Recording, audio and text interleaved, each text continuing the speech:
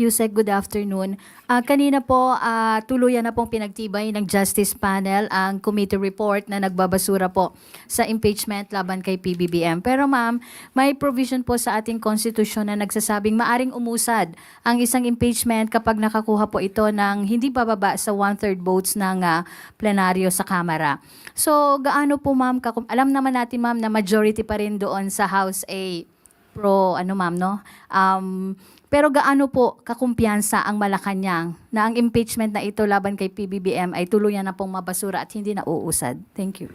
Ang anuman po mangyayari na solusyon, resolusyon, desisyon po ng House of Representatives ay hindi po ito saklaw ng Pangulo.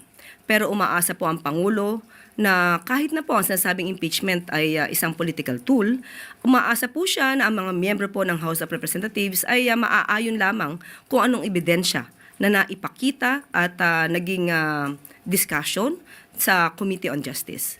At ang Pangulo po mismo, sa sarili niya, kumpiyansa siya na wala po siyang ginawang anumang impeachable offense.